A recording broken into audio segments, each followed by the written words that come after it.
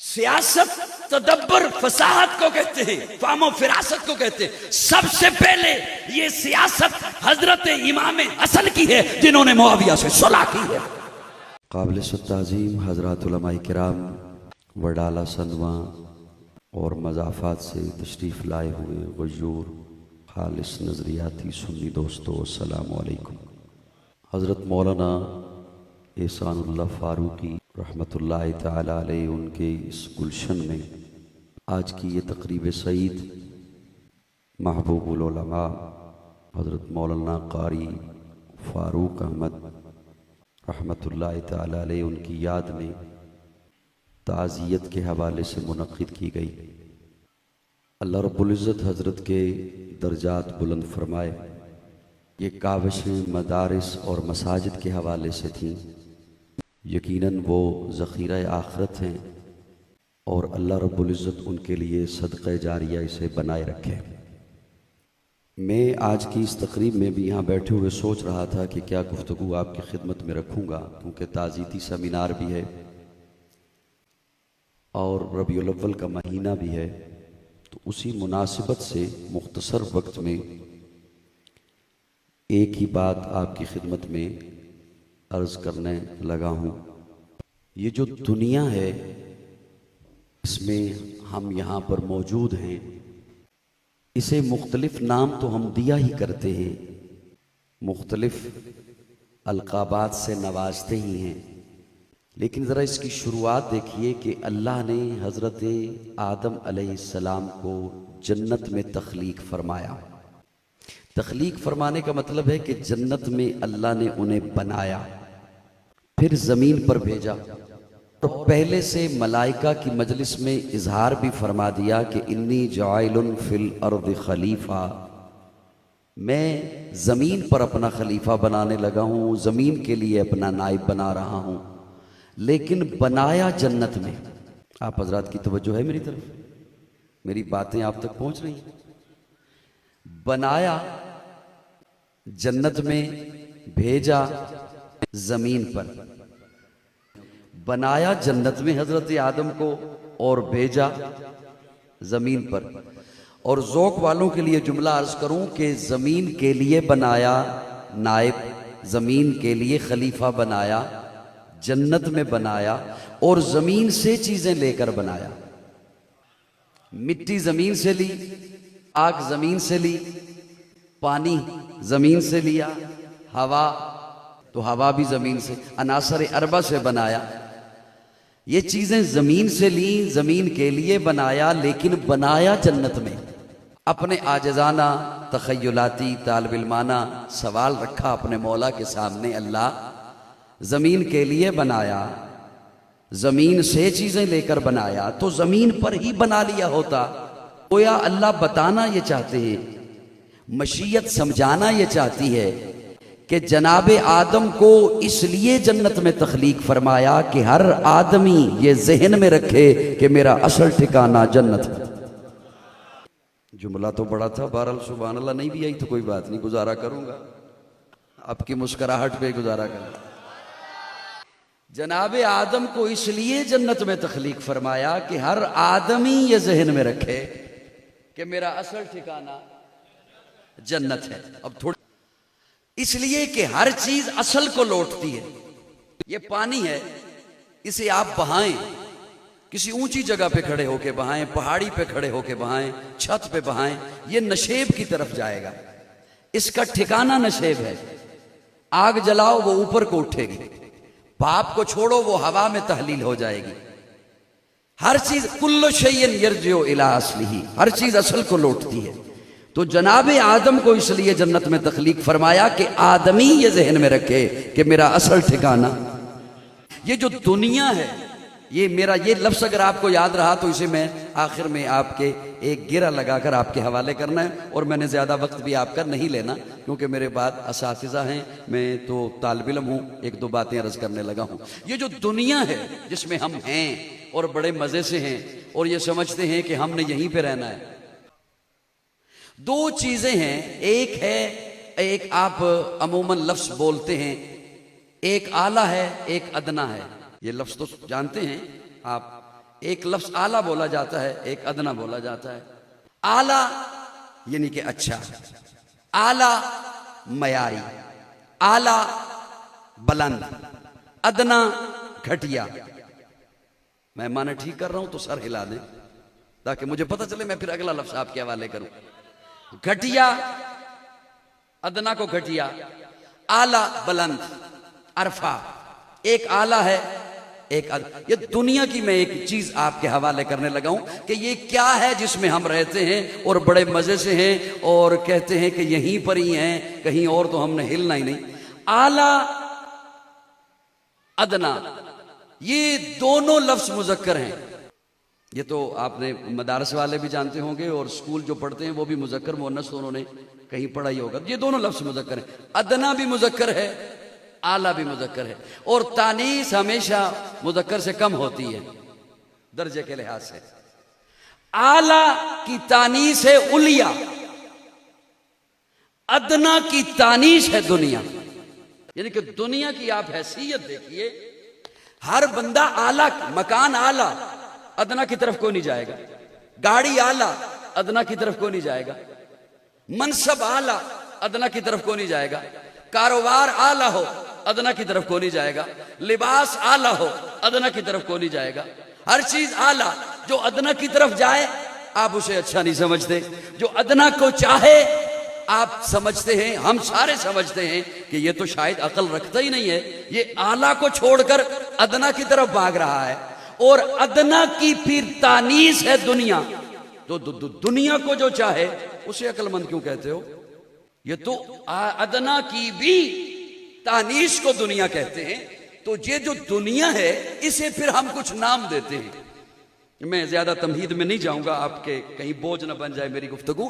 یہ جو دنیا سے ہم کچھ نام دیتے ہیں، جب بھی دھوکہ کھایا کچھ نام دیا کہ یہ فراڈ ہے، دھوکہ ہے۔ ایک چیز، ایک نام اسے میرے مالک نے دیا ہے جو ہمیں شریعت بتاتی ہے۔ اللہ فرماتے ہیں یہ دنیا دار الابتلاء ہے، ایگزامینیشن ہال ہے، کمرہ امتحان ہے۔ اگر یہ شریعت کے مطابق جو شریعت نے لفظ دیا، اب تھوڑی سی مجھے توجہ دے دیں، میری جانب چہرے رکھیے ورنہ ریکارڈنگ تو ہو رہی ہے، جو لائیو دیکھ رہے ہوں گے وہ تو سن ہی رہے ہوں گے۔ آپ تھوڑی سی توجہ مجھے دے دیں تاکہ میں اپنی گفتگو سمیٹ لوں۔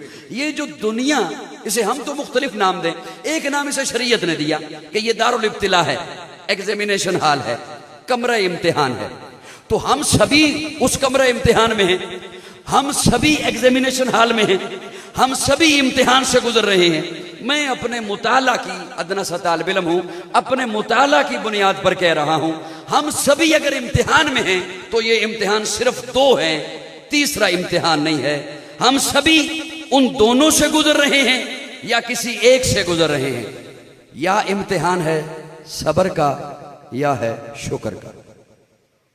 اس کی جہتیں پھر مختلف ہیں، اس کی شکلیں پھر مختلف ہیں، اس کے انداز مختلف ہیں۔ امتحان ورنہ دو ہی ہیں، یا ہے صبر کا یا ہے شکر کا۔ ہم سبھی ان دونوں سے گزر رہے ہیں یا کسی ایک سے گزر رہے ہیں۔ امتحان لے رہا ہے اللہ، امتحان ہے نسل انسانیت کا، تو امتحان دے رہے ہیں ہم۔ امتحان دینے والا نہیں بتاتا کہ میں امتحان یوں دوں گا، امتحان لینے والا بتاتا ہے کہ میں امتحان یوں لوں گا۔ سمجھ آ رہی ہے؟ ویسے امتحان لینے ممتحن بتایا کرتا ہے، انداز یہ ہوگا، دورانیہ یہ ہوگا، نصاب یہ ہوگا، وقت یہ ہوگا، جگہ یہ ہوگی، یہ ممتحن بتایا کرتا ہے۔ امتحان دینے والا نہیں بتاتا، امتحان لینے والا بتاتا ہے۔ امتحان لے رہا ہے اللہ، امتحان ہے نسل انسانیت کا۔ اپنے ذوق میں ایک رب سے سوال کر رہا ہوں، میرے ساتھ چلیے گا تھوڑی دیر کے لیے۔ قرآن مجید کا طالب علم ہوں، اللہ امتحان نسل انسانیت کا امتحان آپ لے رہے ہیں، تو میرے اس امتحان کے لیے، اس امتحان کے لیے کوئی نمونہ بھی ہے، کوئی ماڈل بھی ہے؟ چونکہ امتحان انسانیت کا ہے، کوئی نمونہ بھی ہے جس پر صبر بھی آیا ہو، شکر بھی آیا ہو، اور وہ ہو بھی انسان، وہ ہو بھی انہی میں سے جن کا امتحان ہے۔ جس پر صبر بھی آیا ہو، شکر بھی آیا ہو، تو خالق کائنات نے آواز دی، ہاں میں نے تجھے یوں ہی نہیں چھوڑا، لقد کان لکم فی رسول اللہ اسوۃ حسنہ، میں نے تیرے اس صبر کے اور شکر کے امتحان کے لیے اپنا محبوب ماڈل بنا کر بھیج دیا۔ سبحان اللہ، میں نے کوشش کی کہ ایک تمہید کہیں کنارے لگا کے آپ کے حوالے کروں۔ بعض حضرات کے چہرے بتا رہے تھے کہ میں نے شاید کوئی مشکل بات شروع کر دی ہے۔ مشکل بات شروع نہیں کی، بطور معلم کے اللہ نے ماڈل بنا کر حضور کو بھیج دیا۔ رہ گیا مسئلہ اس امتحان کے نصاب کا۔ اجازت ہو تو ایک جملہ اور عرض کرو۔ رہ گیا مسئلہ نصاب کا۔ امتحان یوں ہی تو نہیں نہ ہوتا۔ حضرت آدم کو جو بنایا جنت میں، جنہیں میری تمہید کے یہ لفظ یاد ہیں وہ تھوڑی سی توجہ اور دیجئے گا مجھے۔ حضرت آدم کو جو بنایا جنت میں، بھیجا زمین پر۔ آپ تھوڑی سی توجہ دیں گے مجھے دوستو؟ میں نے عرض کیا آپ کی خدمت میں، جو پہلا جملہ تھا میرا کہ حضرت آدم کو بنایا جنت میں، بھیجا زمین پر۔ حضرت آدم کو بھیجنے سے پہلے توجہ، اس سے زیادہ پھر میں مشکل بات نہیں کروں گا، انشاءاللہ کوشش کروں گا۔ اللہ نے زمین پر پودے لگائے۔ کیا لگائے؟ اب دائیں بائیں مت دیکھیے گا، مجھے ذرا الجھن ہوتی ہے، مجھے بات بھول جاتی ہے۔ پودے، پودا بڑھتا ہے، پھلتا ہے، پھولتا ہے، لیکن چلتا نہیں۔ پودا بڑھتا ہے، پھلتا ہے، پھولتا ہے، لیکن چلتا نہیں۔ پودا جو بڑھتا ہے، پھلتا پھولتا ہے، تو اس کا مطلب ہے جاندار ہے، جاندار ہے۔ اگر وہ جاندار ہے تو اسے خوراک چاہیے، لیکن چل نہیں سکتا۔ جملہ آپ تک پہنچا تو مسکراہٹ مجھ تک پہنچائیے گا۔ چل نہیں سکتا تو قدرت نے خوراک کو حکم دیا، تو نے اس تک جانا ہے۔ توجہ دیں گے تو ایک ایک جملہ پہلے بھی ایسے ہی تھا، وہ آپ ویسے مزے سے بیٹھے رہے۔ خوراک کو حکم دیا کہ تو نے اس تک پہنچنا ہے۔ اب آپ حضرات کو ڈاکٹر اور حکماء بتاتے ہیں کہ فلاں سبزی کھاؤ اس میں یہ وٹامن ہے، فلاں پھل کھاؤ اس میں یہ آئرن ہے۔ اب رکھنے والی ذات تو اللہ کی ہے، لیکن اللہ نے سبب کیا بنایا؟ پودا زمین پہ کھڑا ہے، جتنی معدنیات ہیں وہ زمین میں ہیں۔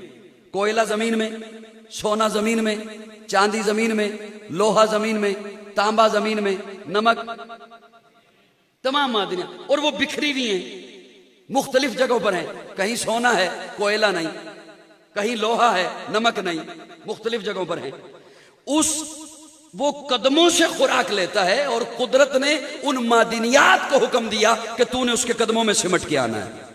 رب کا اہتمام دیکھیے، وہ سمٹ کر اس کے قدموں میں آتی ہیں، وہ قدموں سے خوراک لیتا ہے۔ جو چیزیں قدموں میں نہیں، قدرت نے انہیں بھی حکم دے دیا کہ یہ چل نہیں سکتا، تم نے اس تک پہنچنا ہے۔ سورج روشنی پہنچاتا ہے، ہوا آ کے لہلاتی ہے، بارش آ کے نہلاتی ہے۔ یہ ایک پوری دنیا ہے نباتات کی۔ نباتات سے ایک دنیا کو افضل بنایا، اسے جانور کہتے ہیں، اسے حیوانات کہتے ہیں۔ جانور بڑھتا ہے، پھلتا ہے، پھولتا ہے اور چلتا ہے۔ جانور بڑھتا ہے، پھلتا ہے، پھولتا ہے اور چلتا ہے۔ پودا چلتا نہیں تھا۔ اب جب یہ چلتا ہے تو قدرت نے اسے یہ نہیں کہا کہ تو کھڑا رہے، خوراک تجھ تک آئے گی، نہیں، اسے حکم دیا تو نے اپنی خوراک تک چل کے جانا ہے، تو نے من پسند شکار تک چل کے جانا ہے، تو نے پہنچنا ہے۔ وہ جانور جاتا ہے۔ جانور سے پھر فضیلت دی حضرت انسان۔ کسے فضیلت دی؟ انسان بڑھتا ہے، پھلتا ہے، پھولتا ہے اور چلتا ہے۔ یہ باتیں تو جانور کے پاس بھی تھی، اسے فضیلت دی عقل سے، اسے فضیلت دی شعور سے، عقل سے۔ حیوان ناطق بنایا، باقی مخلوقات سے اشرف بنایا۔ جانور کو اس کی جبلت پر چھوڑ دیا، جو مرضی ہے کھا لے، کوئی تجھے پوچھنے والا نہیں۔ جہاں مرضی ہے شکار کر لے، کوئی تیرا حساب کتاب نہیں۔ جہاں مرضی ہے خواہش پوری کر لے، چھٹی ہے تجھے، آزادی۔ اسے اس کی جبلت پر، فطرت پر چھوڑ دیا، جو مرضی ہے کھا لے، جو مرضی ہے خواہش پوری کر لے، کوئی تیرا حساب۔ اللہ انسان بھی بڑھتا ہے، پھلتا ہے، پھولتا ہے، چلتا ہے، یہ بھی جہاں مرضی ہے چلا جائے، جہاں مرضی ہے خواہش پوری کر لے، جو مرضی ہے کھا لے، جس مرضی ہے اڑا دے، جو مرضی ہے کر لے۔ فرمایا نہیں، اسے عقل دی، شعور بخشا، اس کے معاملات کے ارد گرد قانون کے پہرے ہوں گے۔ بڈالہ سنما والوں بڑا دکھ ہوگا مجھے اگر میرا یہ ساری محنت ضائع گئی۔ اس کے روزی کے ارد گرد قانون کے پہرے ہوں گے، اس کے معاملات کے ارد گرد قانون کے پہرے ہوں گے۔ اللہ پھر میں قانون کہیں سے بھی لے لوں، فرمایا نہیں، بنایا جنت میں، جائے گا واپس جنت میں، قانون بھی آئے گا جنت سے۔ پستی رہے گی انسانیت، ذلتوں میں رہے گی انسانیت جب تک دنیا کے بنائے ہوئے قانون کے تابع رہے گی، خواہ جمہوریت ہی کیوں نہ ہو۔ یہ جو فرق ہے مزدور میں اور اشرافیہ میں، یہ جو ہمارے ہاں ایک ناانصافی ہے، ظلم کا دور دورہ ہے، وجہ یہی ہے کہ اسے پسے پش ڈالا جسے سر پہ ہونا چاہیے تھا، اسے پسے پش ڈالا۔ حکمرانوں نے تو چاہنا ہی ایسے تھا، اشرافیہ کی تو خواہش ہی ایسے تھی۔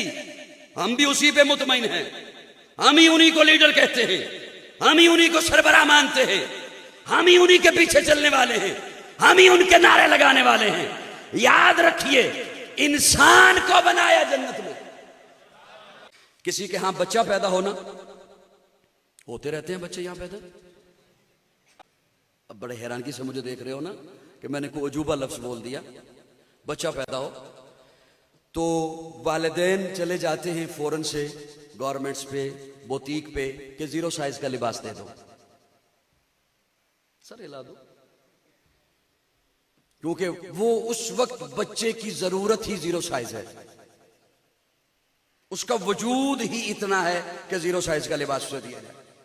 بچہ جب ہو گیا 1 سال کا، اب کوئی 0 سائز کا لباس آپ کو تحفتاً بھی دے تو آپ کہیں گے تیری مہربانی، یہ ہمارے کام کا نہیں۔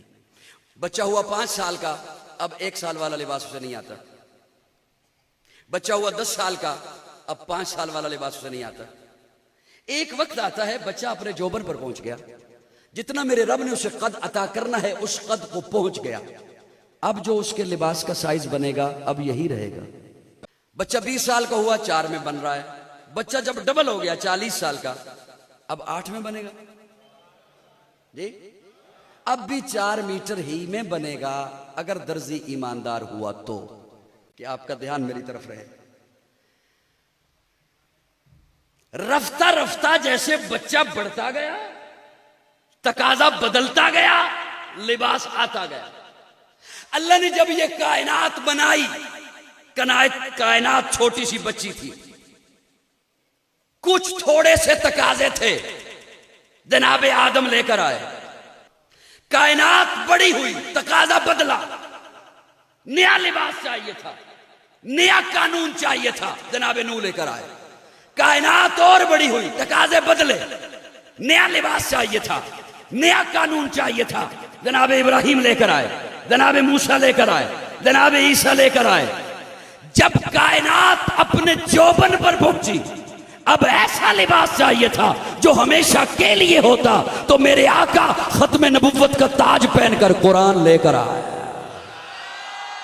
آخری قانون آ گیا، اب نہ کوئی نیا نبی آئے گا، نہ کوئی نیا قانون آئے گا، اور نہ ہی اس کی ضرورت ہے۔ اللہ نے میرے آقا کے سر اقدس پر ختم نبوت کا تاج سجا دیا۔ میرے آقا اس میرے امتحان کے لیے قانون بھی لے کر آ گئے، نصاب بھی لے کر آ گئے، اور اپنی سیرت بھی لے کر آ گئے۔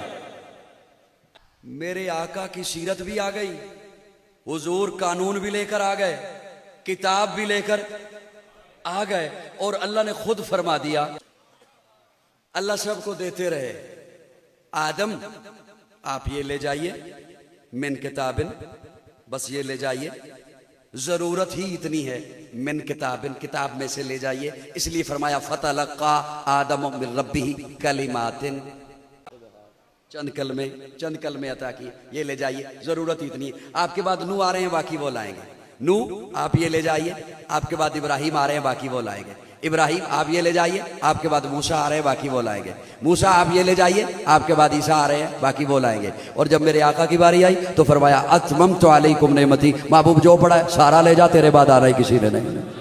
محبوب جو پڑا ہے سارا لے جا، تیرے بعد آنا کسی نے نہیں، تو اللہ نے سب دے دیا، اللہ نے میرے آقا کو سب دے دیا۔ یہ بھی بڑا عجیب جملہ ہے، بعض دفعہ اس سے کوئی بھی پریشان ہو جاتا ہے، اور آج کل فتوے بھی بڑی جلدی لگ جاتے ہیں۔ ادھر کوئی جملہ زبان سے نکلا نہیں اور ادھر فتویٰ لگا نہیں، پھر بندہ بامے ملک جو یا ملک تو باہر ہوئے، ٹینشن بڑھ جاتی ہے۔ اس واسطے میں الحمدللہ اگرچہ راتوں کو جاگ رہا ہوں مسلسل، پھر بھی ہوش میں بیٹھ کے بات کر رہا ہوں۔ اللہ نے میرے آقا کو سب دیا، سب دیا، سب دیا، سوائے ربوبیت کے، سوائے محبوب کو رب نہیں بنایا، محبوب کو اس لیے کہ رب بنایا ہی نہیں جاتا، اور جسے بنایا جائے وہ رب نہیں ہوتا۔ اور حضور فرماتے ہیں ولد بمکہ، میں مکہ میں پیدا کیا گیا، ہوا نہیں، ولدہ کیا گیا، کیا مطلب؟ میں اور مجھے بنانے والا اور، حضور کو تو بنایا گیا، حضور تو پیدا ہوئے، ولد بمکہ۔ اللہ نے میرے آقا کو سب کچھ دیا۔ ہاں محبوب آپ سارا لے جا، تیرے بعد آنا ہی کسی نے نہیں، نبوت ساری لے جا، حکمت ساری لے جا، تدبر سارا لے جا، فصاحت ساری لے جا، بلاغت ساری لے جا، امامت ساری لے جا، قیادت ساری لے جا، شرافت ساری لے جا، طہارت ساری لے جا، تلاوت ساری لے، محبوب صداقت لے جا، جا کے صدیق بنا، محبوب عدالت لے جا، جا کے فاروق سجا، محبوب سخاوت لے جا، جا کے عثمان بنا، محبوب شجاعت لے جا، جا کے حیدر سجا، محبوب سیاست لے جا، جا کے معاویہ اور حسن بنا۔ چلو ایک دفعہ کہہ رہے ہیں سبحان اللہ، پھر میں معنی کیے دیتا ہوں آپ کی خدمت میں۔ لیکن سنیے، سیاست کہتے ہیں تدبر کو، سیاست کا معنی ہے فہم و فراست۔ یہ تو ہم نے اس کا نام گندا کیا گنڈوں کے حوالے کر کے، یہ تو دین کے ایک اہم ستون کو ہم نے بدماشوں کے حوالے کر دیا۔ مولویوں کو کہا تم نے اس کے قریب نہیں جانا، یہ شجر ممنوع ہے، اسے ہاتھ نہیں لگا سکتے تم۔ یہ تو مولویوں کو پابندی ہم نے لگائی۔ وہ میری باتوں سے ناراض تو نہیں ہو رہے ہو؟ یہ تو ہم نے ایک اچھے خاصے دین کے شعبے کو اٹھا کر بدماشوں کے حوالے کر دیا، اور سیاست کا معنی ہی بدل گیا۔ اب جو فراڈ کر رہا ہو یہ سیاسی ہے، جو گن پھیلا رہا ہو یہ سیاسی بیان ہے۔ سیاست کہتے ہیں تدبر کو، فصاحت کو، سمجھداری کو۔ میں جملہ آپ کے حوالے کرنے لگا ہوں، میں نے یہ کیوں بولا، اور مجھے دکھ ہوگا کہ سنی ہوا اور اس سے وہ چپ رہا۔ حضرت امیر معاویہ کی سیاست کی بات کی جاتی ہے، بالکل ٹھیک ہے، 19 برس حاکم رہے 65 لاکھ مربع میل پر، بالکل ہمارے سر کا تاج ہے، ہمارا ایمان ہے حضرت امیر معاویہ۔ لیکن سنیے، میں نے یہ کیوں کہا کہ حسن اور معاویہ؟ جی اس لیے پہلے سیاست حضرت حسن کے نام ہونی چاہیے، حضرت حسن کے حوالے سے ہونی چاہیے اس کی تذکرہ۔ میری بات کو سمجھ آئی ہے یا نہیں آئی ہے؟ سب کو سمجھ آ رہی ہے؟ تو عرض یہ کر رہا تھا آپ کی خدمت میں کہ اللہ رب العزت نے اس دنیا میں، اس دنیا کے لیے قانون قرآن بھیجا، معلم آمنہ کلال بھیجا۔ اب وہ آئے کیسے میری زندگی میں، اور میں سمجھوں کیسے کہ یہ سانس ختم ہونے والے ہیں، یہ رکنے والے ہیں، سانس یہ ختم ہونے والے ہیں، ابھی کھینچ جائے گی میری زبان، یہ ختم ہونے والے ہیں، تو اس کے لیے میں اپناؤں کیسے؟ اپنانے کا ایک ہی ذریعہ ہے، یاد رکھیے، جتنے بیانات سن لیں ان کا نچوڑ آپ کے حوالے کر رہا ہوں، جتنے اجتماعات سن لیں ان کا نچوڑ آپ کے حوالے کر رہا ہوں، جتنی لذتیں لے لیں ان کا نچوڑ آپ کے حوالے کر رہا ہوں۔ جب تک اس وقت تک عمل نہیں ہو سکتا، سیرت اپنا نہیں کوئی سکتا، اسلام کے دامن میں کوئی مکمل آ نہیں سکتا، جب تک محبت نہیں کرے گا قرآن سے بھی اور حضور سے بھی۔ اور یہ نہیں ہو سکتا کہ محبت کوئی اپنے پیمانے اور زاویے پہ کرے، محبت کے لیے معیار بھی میرے آقا نے بتایا ہے۔ جب تک محبت نہیں ہوتی قرآن سے، جب تک محبت نہیں ہوتی حضور سے، اس وقت تک دین کوئی نہیں سمجھ سکتا، دین کی طرف آ کوئی نہیں سکتا۔ اور وہ محبت اس انداز میں ہے کہ آقا فرماتے ہیں لا یؤمن احدکم حتی اکون احب الیہ من والدہ وولدہ والناس اجمعین، تم میں سے کوئی شخص اس وقت تک مومن نہیں ہو سکتا جب تو وہ اپنی اولاد سے، اپنے والدین سے، اپنے مال و دولت سے، اپنی کھیتی باڑی سے، اپنی جان سے بڑھ کر میں محمد سے محبت نہیں کرتا ہے۔ दुआ कीजिए अल्लाह हमें हुजूर से मोहब्बत नसीब फरमाए, अल्लाह हमें कुरान से मोहब्बत नसीब फरमाए। जब तक ये मोहब्बत नहीं आती है उस वक़्त तक मेरा ये इम्तिहान याद रखिए अधूरा रहेगा, दरमियान में लटका रहेगा। इस दुनिया के इम्तिहान के लिए मुअल्लिम आमिना का लाल है और निसाब अल्लाह का कुरान है। अल्लाह रब्बुल इज़्ज़त कुरान से और हुजूर की सीरत से हमें वाबस्ता रखे। आखिर दावाना अल्हम्दुलिल्लाहि रब्बिल आलमीन।